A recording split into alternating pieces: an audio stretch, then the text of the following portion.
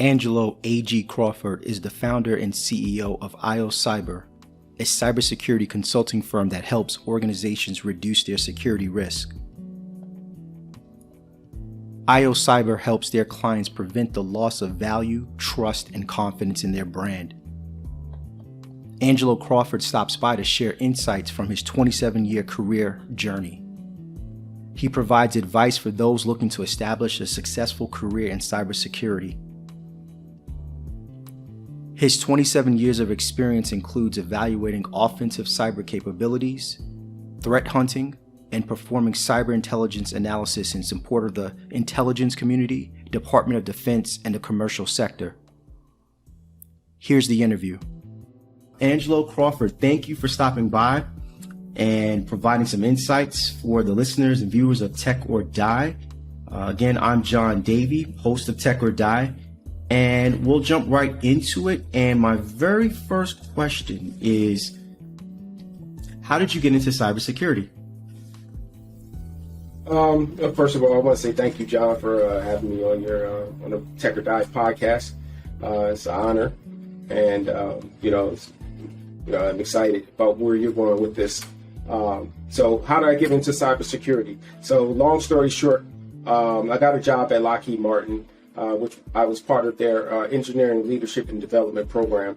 And in this program, you spend 6 to 9 month rotations, which is meant to give you a breadth of skills and a breadth of skills in a knowledge base. After you graduate the program, right, you take a leadership role within the company. So I did went through different disciplines, software engineering, database engineering, environment engineering. But I kind of kept getting bored in each one of those jobs that I went in.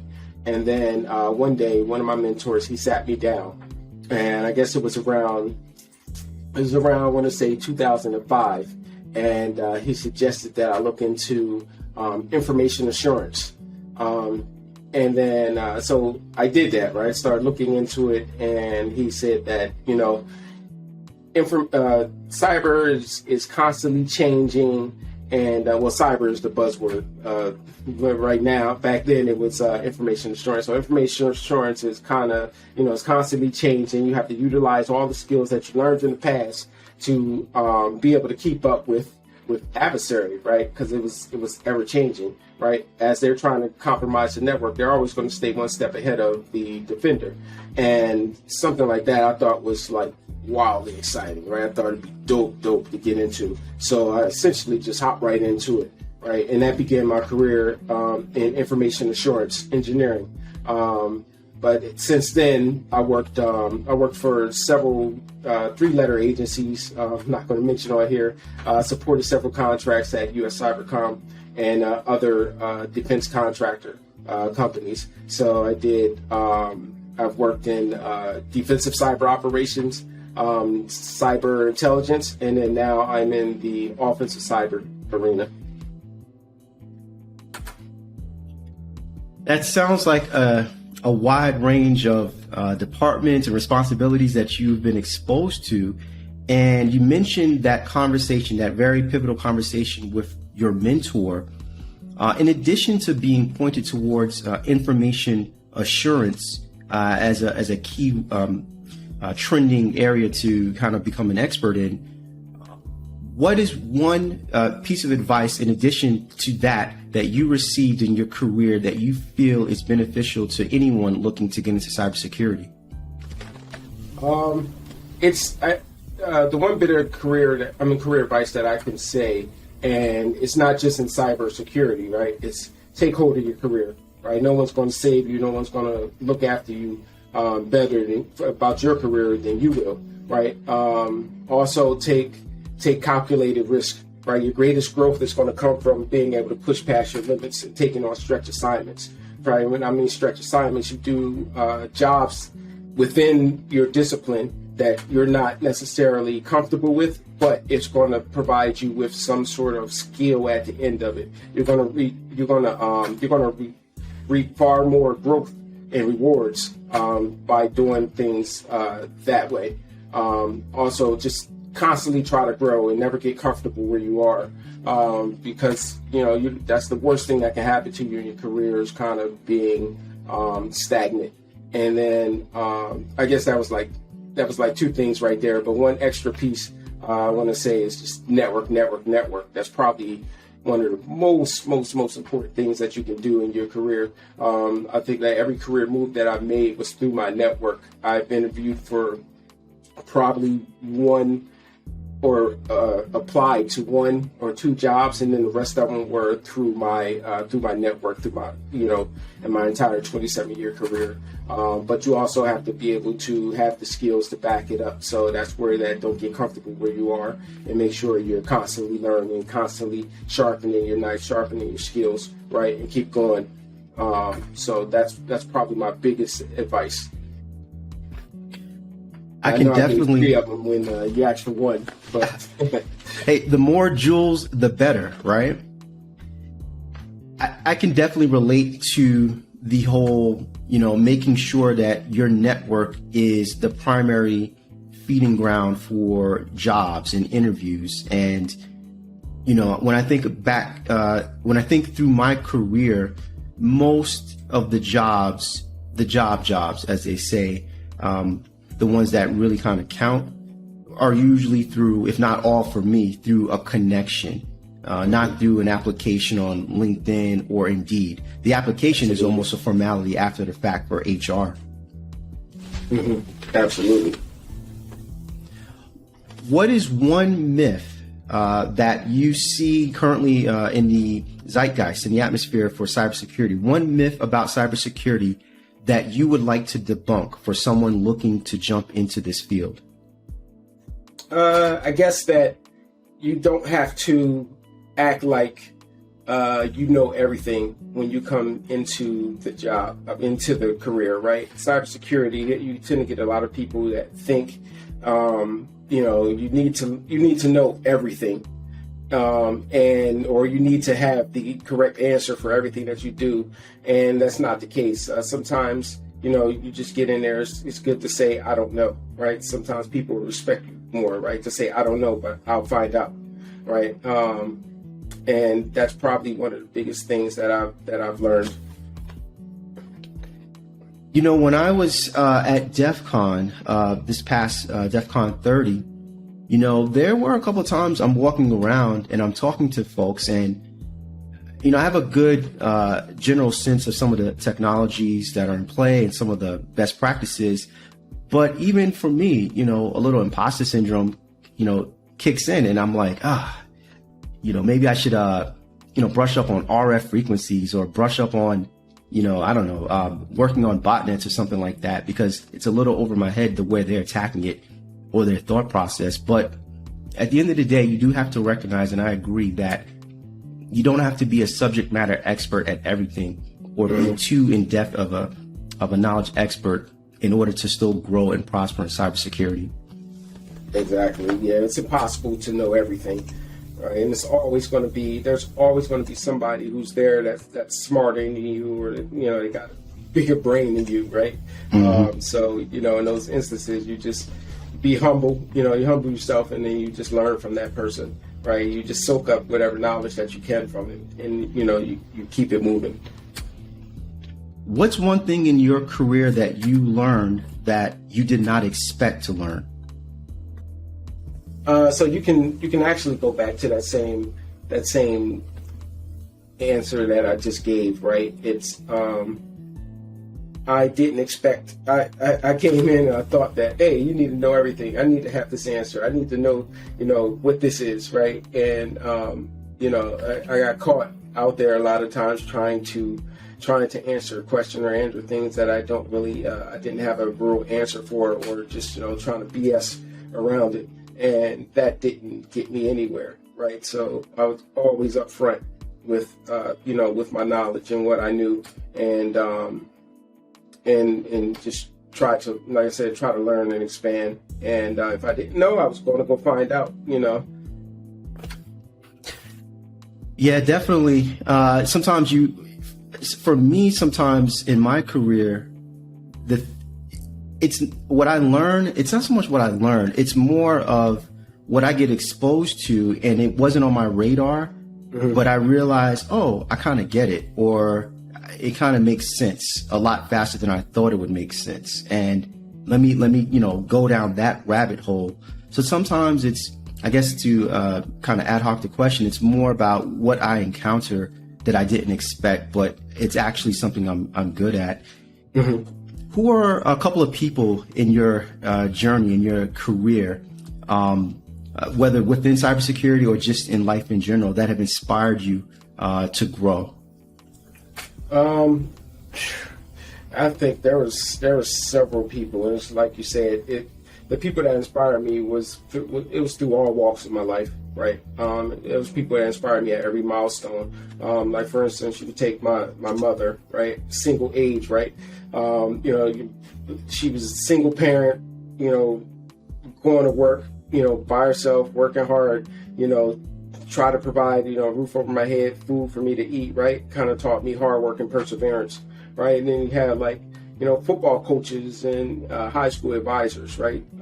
They were there to, teach us discipline as we were going through our high school years, and then, through college and my career, I would have professional mentors along the way. So I had several mentors giving me advice, right? And then, you also seek wisdom, or I seek wisdom outside of, outside of my career, with people that they're like friends in my head, right? You got like Elon Musk and Jeff Bezos, right?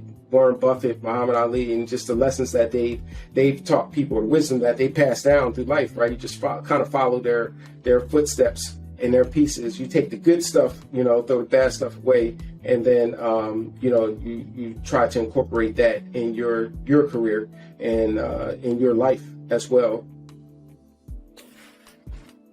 I'm starting to get a sense of theme that you've had a lot of, or some access to some professional guidance, people that have walked that road ahead of you and can point to some of those roadblocks and say, don't go here, or, you might want to go here instead. Did you have a procedure or process, or was it just more kind of natural? Were you kind of just listening to the universe in terms of acquiring mentors? I think it was natural. It's just a blessing of the people that kind of fell into my path. I know, let's say in my professional career, right, it started with one mentor, and then through that one mentor, I would ask them, hey, do you know anybody who can help me through this process, or has some insight with this process, right? And then they would point me to that person, right? So then I go to that person after I start, building a rapport with them and gaining knowledge from them. I would do the same thing, ask them if they know someone else, right? And the process just kept going and going and going, and that's how I built my huge network of mentors, right? And I've just been doing that throughout my life and my career, right? And then in life, you meet people that you can take wisdom from and you can learn from, and you do that. I was always wise beyond my years to be able to listen to people and take in the knowledge that they gave, instead of acting like I was I knew everything, and that's paved the way for me and made life easier, more than if I decided to try to do it all alone.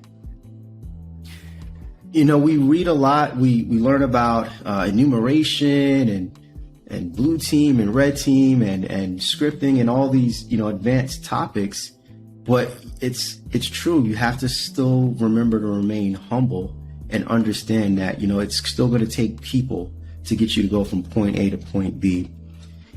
Absolutely. So I see you got the IOCYBER shirt, and I'm sitting there thinking, where is my Tech or Die shirt? Oh, it's in the closet.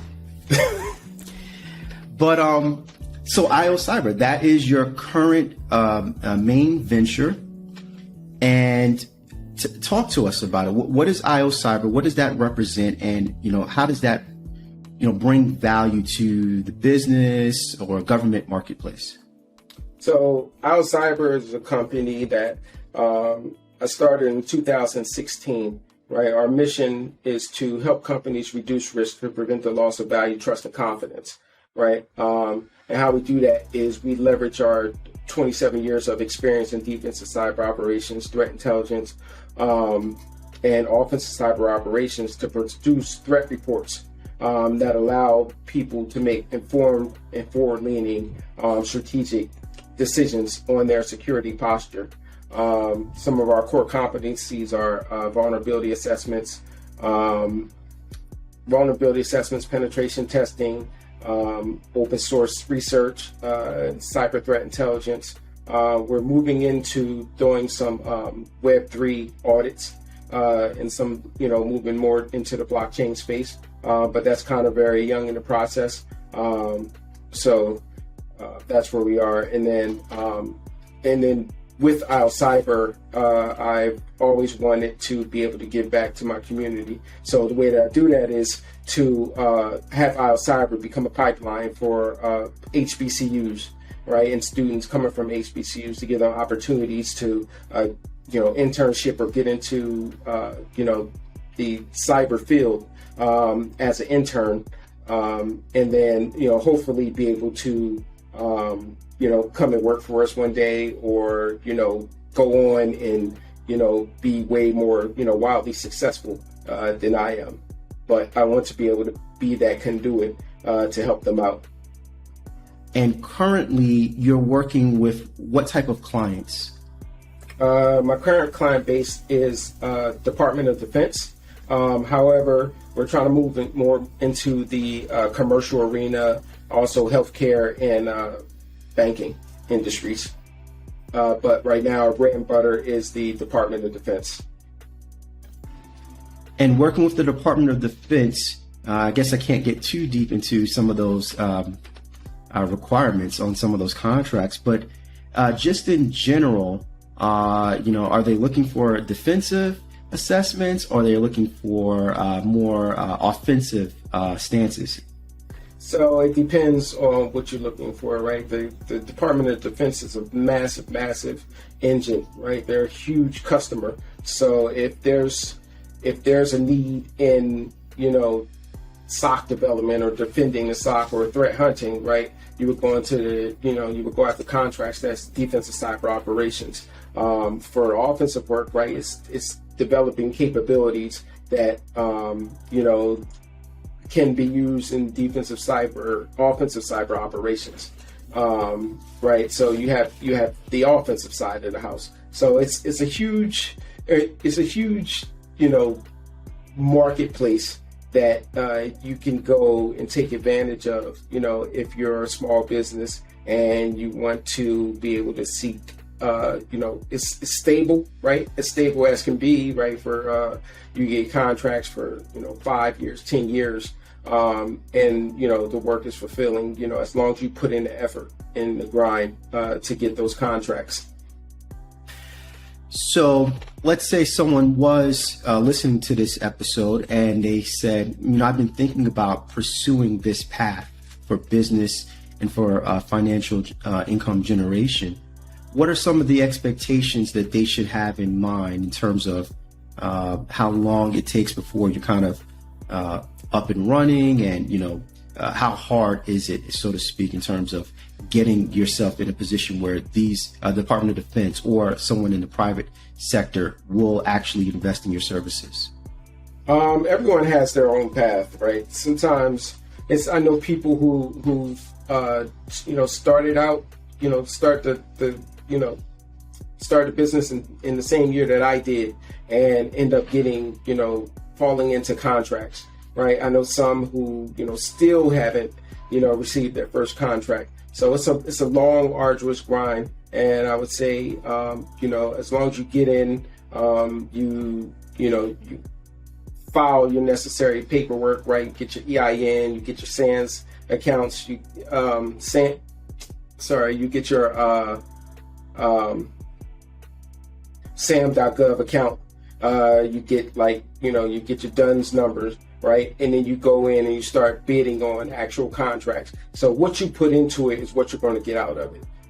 So I just say sometimes it's going to be a hard, arduous road, and you just have to stay focused on your why. Like, why exactly are you starting your business? And when you lean on your why, when times get rough and times get hard, that's what's going to guide you and lead you through to be successful to have a successful outcome. If you could change one thing about the industry, and I'm talking specifically just cybersecurity, if you could change one thing about the industry, what would it be and why?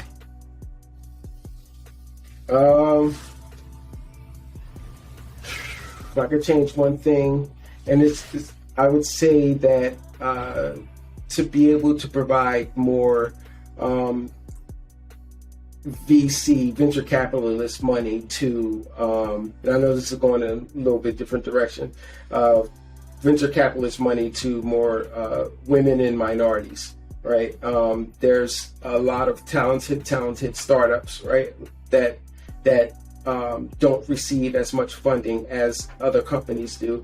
And I think it would be awesome if they can get the same opportunities, right, presented to them, and the same, funding lines and things of that nature.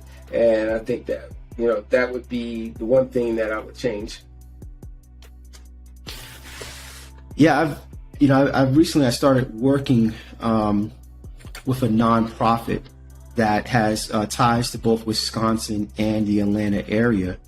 Mm-hmm. And I started learning more about venture capitalism and, totally not my thing. Like I'm outside looking in, but I started to hear more about that. It started to come across articles and essays about just what you said, the lack of access to venture capital and how minorities and women ran firms have to kind of go the extra mile, so to speak, in order to secure such funding. Even then, they were the least funded group, so I think they had like 5% of the, I'm not going to give any numbers because, I might be wrong, but right. Just to say that they were the least funded group out of anyone. Yeah, and again, that's something I've started to, it started to come across my desk, and I started to realize, okay, it's like a pattern. And a long time ago, I used to be an auditor, and one of the things we learned right away was, 2 or more is a pattern, and that means it's not accidental, right? Yep. For those that are watching or listening, and they wanted to learn more about you, more about IOCYBER, and just more about cybersecurity from your advanced perspective, where can they find you online? They can find me, they can go to our website at IOCYBER.tech, or you can look me up on LinkedIn at IOCYBER, or by my name, Angelo Crawford, Angelo L. Crawford. You can find us at, on Twitter at IOCYBER, IOCY and the number 3, R, and on Instagram with the same handle.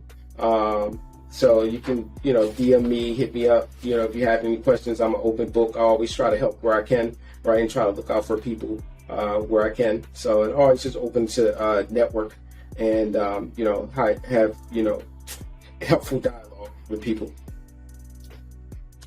Yeah, I can vouch for that.